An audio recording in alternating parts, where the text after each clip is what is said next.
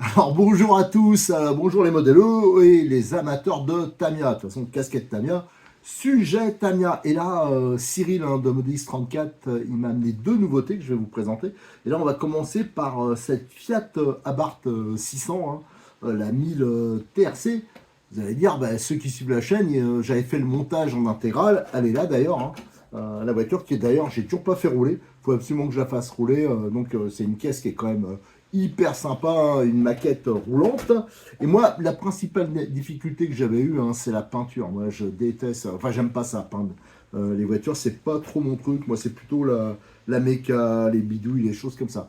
Mais c'est vrai que le résultat, il est vraiment hyper sympa. Et Tamiya, ils avaient annoncé pour ce châssis qui est récent, hein, le MB01, ils avaient annoncé une version peinte, comme il commence à faire de plus en plus, et elle se faisait un peu attendre. Et elle est enfin dispo, pas en grosse quantité, mais elle est dispo. Elle est un peu plus chère que la version, c'est normal, à peindre, mais je trouve pas que le prix, l'écart est énorme. Et si vous comptez le prix des bombes de peinture, on s'y retrouve largement. Alors si vous êtes pas, si vous voulez une déco d'origine, parce que c'est sûr qu'on peut faire d'autres couleurs. Dans ce cas-là, il faut prendre la version qui est là. Ça, c'est la version pré-peinte, hein, qu'on va découvrir. Euh, Là, ça devient intéressant si on veut la déco d'origine et qu'on n'est pas très doux en peinture, ça devient intéressant. Je rappelle, parce qu'il y a eu quelques. Il y en a beaucoup qui confondent ces nouveaux châssis Tamiya, parce que ça, c'est les tout nouveaux. Il y a aussi le BT01, que je vais vous présenter d'ailleurs juste après. Et il y en a qui confondent, parce que quand j'ai présenté, j'ai parlé du BT 01, on m'a dit, mais non, mais il y a déjà des châssis qui sont sortis, des voitures. Non, non, non, c'est pas le même, hein. Ne confondez pas MB01 et BT01. C'est assez différent. Là, c'est du M châssis, hein, donc avec les petits trous. L'autre, je pense, je ne l'ai pas encore regardé, hein, mais je pense que c'est à peu près la même chose, mais en taille plus standard. Voilà, donc juste pour rappel, hein, parce qu'elle est superbe, qu'est-ce qu'elle est belle cette caisse. Regardez, l'Alpha.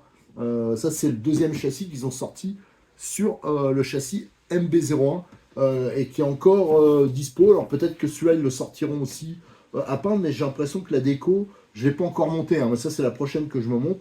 Ça doit être tout blanc, enfin, c'est plus simple, hein. Là, il y a quand même.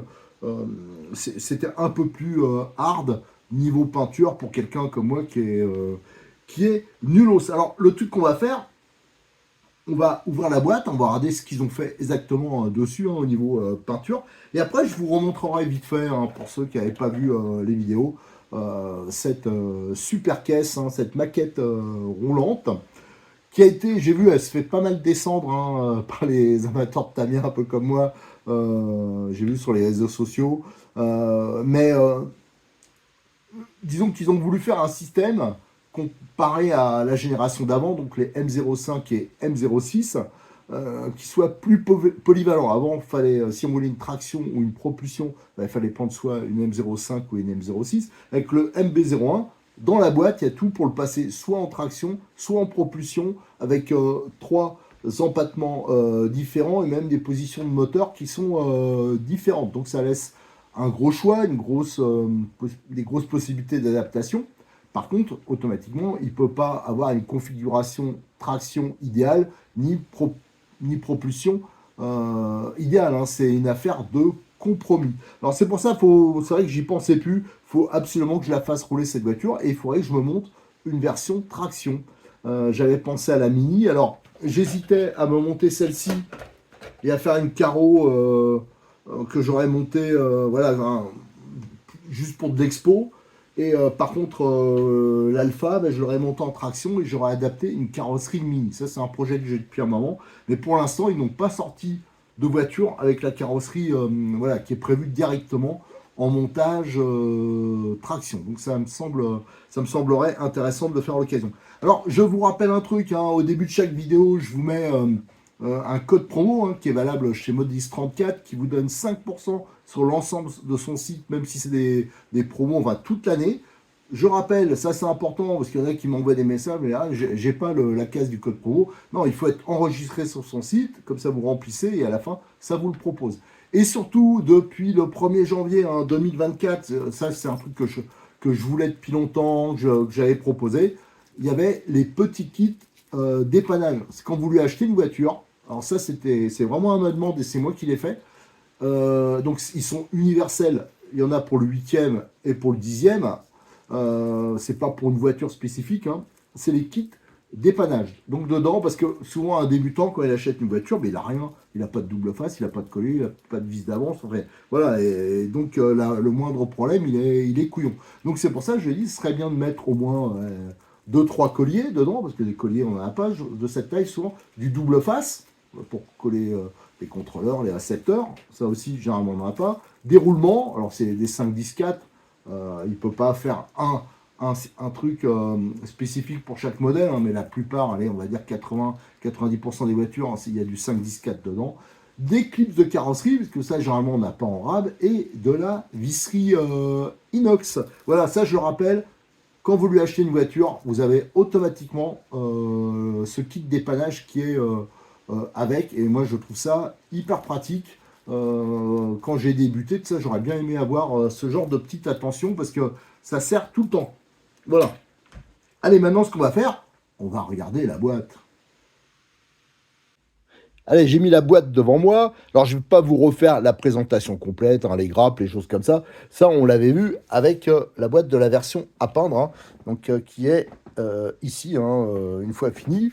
Donc là, la seule différence, hein, c'est cet autocollant qui a été rajouté avec, pour dire que c'est pré-peint. Ça, on va le voir en ouvrant. Alors, je vous rappelle, hein, la voiture, tiens, on le voit un peu MB-01, on a donc la version traction et la version propulsion. Là, bien sûr, avec celle-là, c'est une version propulsion, mais je pense que, bon, ça serait pas réaliste, hein, parce que c'est une propulsion, la voiture, mais il y aurait possibilité sûrement avec cette carrosserie, ça passerait, hein, si on voulait monter en traction, mais c'est sûr que ça serait plus conforme. Alors, je vous dis, hein, on va pas tout regarder à nouveau, donc on va ouvrir directement la boîte, juste pour regarder cette histoire de carrosserie. Et j'ai ouvert la boîte. Alors, je rappelle que c'est livré maintenant avec un contrôleur Obi-Wan, hein, comme quasiment tous les Tamiya dedans. C'est pour ça qu'ici, on a avec la notice en français et c'est le 1060. Donc ça, c'est très bien. Je vais juste retirer les grappes là, qui gênent un peu. Et là, on accède à la carrosserie. Tiens, dedans, bien sûr, vous avez le kit premier dépannage, hein, que j'ai parlé tout à l'heure, avec les colliers, le double face, les roulements, les clips, de la visserie. Ça, c'est vraiment, moi, je pense qu'on est débutant, je trouve que c'est vraiment très utile. Et la carrosserie, donc je vais la retirer. Donc les tours de roue, ils sont prédécoupés. On le voit là, ça c'est pratique. Et bien sûr, les trous, ils sont percés, hein, pour les fixations, les rétros, toutes ces choses-là. Donc ça, c'est bien. Et je regarde, alors si je regarde par rapport, je ne vais pas la déballer, hein, parce qu'elle n'est pas à moi. Mais bien sûr, c'est la même teinte, hein, parce que moi j'ai utilisé la teinte Tamiya. Et ouais, le blanc, tout ça, ouais, c'est vrai que c'est. C'est vrai que quand c'est eux qui peignent comme ça, c'est nickel. Mais bon, j'avais obtenu plus ou moins le même résultat, mais ça avait été long et un peu compliqué pour moi, hein. Mais je suis pas une référence, moi je vous dis, hein, pour les peintures, ouais, je suis rapidement en difficulté. Donc voilà, alors je me rappelle pas si l'autre version, les tours de roue étaient prédécoupés, mais enfin voilà. Là, franchement, pour rater la déco, il n'y a qu'au niveau des autocollants qu'on peut se rater, hein, parce là, il y a quand même pas mal de taf, hein. Ça avait été assez long. Moi, j'avais eu un problème ici. Il s'était découpé, là, l'autocollant. C'est pour ça qu'il y a le petit trait, là. Mais autrement, pour le reste, et il y avait devant, là. Je ne l'avais pas collé, parce que comme la voiture est destinée à rouler, normalement, vous avez, tiens, on le voit ici, ce bleu, là, de collant bleu. Franchement, ça allait pas bien quand j'essayais de le poser. Après, ça collait plus très bien. Alors, je me suis dit, bon, bah, c'est pas flagrant. J'ai préféré ne pas le mettre du tout.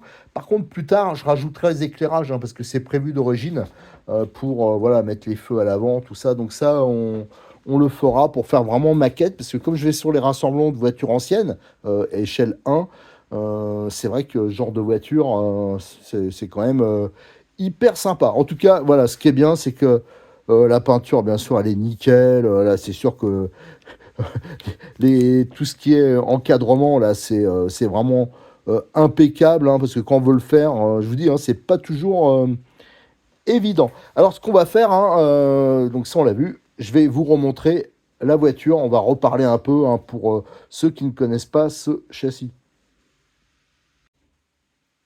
Alors, on va remater la voiture, hein, donc Voilà, faut vraiment que je la fasse rouler, hein. Je sais pas, je la vois, je me dis. Pourtant, elle est juste derrière, hein, quand vous voyez les vidéos, j'allais en expo derrière avec la coccinelle aussi que je dois faire rouler. Enfin bref, voilà. Au niveau mécanique, hein, moi j'avais laissé vraiment d'origine avec le contrôleur qui est livré. J'avais mis par contre le kit roulement qui est proposé par Modélisme 34, ainsi que le kit visserie de Modis 34, je ne me rappelle plus de la référence, mais vous allez voir dans les pièces MB1 sur son site et vous aurez ces accessoires, hein. C'est le seul, hein, qui propose un kit visserie métrique. Moi, je vous le conseille parce que la visserie d'origine cruciforme, Tamiya, il faudrait quand même qu'ils évoluent là-dessus, hein, surtout pour des châssis récents. Encore pour les châssis vintage, les reproductions qui font. Bon, ça se comprend parce qu'on veut être les mêmes vis qu'avant. Mais alors maintenant, il faut passer quand même un peu à autre chose. Il faudrait qu'ils évoluent un peu. Juste un rappel, avec les plastiques Tamiya, évitez d'utiliser des visseuses avec de la visserie métrique parce que sur certains plastiques, ça risque de fondre, hein. Les fils, hein, il y a certains éléments, c'est du plastique dur un peu façon maquette. Alors, pour rappel, ça n'a rien à voir avec la génération précédente, hein, donc les M05 et M06, parce que maintenant, il y avait une transmission par cascade de pignon. Maintenant, on a une transmission par cardan, hein, centrale, façon un peu 4x4, hein. D'ailleurs, je l'avais remarqué que ça serait pas trop dur de la passer en 4x4, hein. Euh, Vu que c'est les mêmes choses à l'avant et à l'arrière, le diff, on peut le passer devant, derrière, enfin voilà, il n'y aurait pas des grosses modifs pour le faire. Donc là, on est en mode propulsion. Et vous voyez que la batterie, elle sera devant, voilà, en position transversale. Et le moteur, on peut le placer soit à droite, soit à gauche, ou en l'air. Enfin, je dis à droite et à gauche, non, on peut le passer à gauche ou en l'air. Voilà, s'il y a la place. Et moi, j'avais pensé, alors je ne l'ai pas fait, hein, une des modifs que j'avais prévu, c'est de le mettre en l'air, et éventuellement de mettre une batterie plus petite sur le côté, style une batterie Funtech, qui sont prévus pour les STX, MTX, seraient deux gros avantages. Déjà, ça rééquilibrerait le châssis droite-gauche et surtout, on chargerait plus l'arrière, on gagnerait un peu de poids. Alors ça, c'est une des modifs que j'ai prévu de vous proposer quand on commencera à faire du roulage avec cette caisse. Autrement, d'origine, c'est les amortisseurs à friction. Moi, j'avais monté les amortisseurs hydrauliques uniquement sur le train propulseur, hein. C'est là que c'est le plus efficace, mais par la suite, je le mettrai aussi à l'avant. Autrement, à part le kit visserie et ses amortisseurs hydrauliques et le kit roulement, elle était deux boîtes. Alors, il y a quelques options qui existent, mais je vous dis, hein, ça, c'est l'essentiel. Avec ça, déjà, on peut faire quelque chose de sympa. Alors, elle avait une caractéristique, c'est que vous avez... alors, c'est pas le cas avec l'Alpha, mais là, comme d'origine, il y avait les roues avant qui sont d'un diamètre plus petit, alors pas les jantes, hein, les roues, que à l'arrière. Les jantes, c'est les mêmes qu'on avait sur l'Alpine, par exemple, sur la NSU, hein. Moi, je les ai pas peintes, hein, je les ai laissées telles quelles. Voilà. Pour le reste, voilà, c'est un châssis que je trouve... disons que je serais tenté d'être indulgent. Voilà. Je l'ai dit déjà, hein, dans l'introduction, il n'est pas parfait au niveau conception en propulsion, il n'est pas parfait en traction, c'est une histoire de compromis. Et c'est ça surtout, je pense, qui a fait qu'il y a eu des critiques qui a pu décevoir certains amateurs de Tamiya. Et le truc aussi, c'est que je trouve qu'il y a, alors ça c'est habituel chez Tamiya, il y a des jeux qui sont quand même assez importants d'origine, hein, ça se travaille pas mal. Mais ça, bon, quand on prend des Tamiya, on sait qu'il y aura des jeux de boîte. Voilà, c'était ça. Je voulais vous présenter donc cette version avec carrosserie peinte, hein, à ne pas confondre avec la version normale qui est ici, qui n'a pas, bien sûr, l'autocollant. Et elle est disponible, bien sûr, chez Cyril, ainsi que les pièces, et le kit visserie, les roulements et toutes ces choses-là. Allez, à très bientôt sur notre chaîne YouTube. N'oubliez pas de liker les vidéos, de vous abonner, de venir nous rejoindre sur le forum, hein, ce forum où il faut que je mette encore les photos du montage, hein. Ça aussi, c'est un problème de temps. Et où je vous mettrai sur le forum toutes les évolutions quand je vais commencer à bidouiller la voiture, parce que je vais essayer de la rendre la plus performante possible. Allez, à bientôt.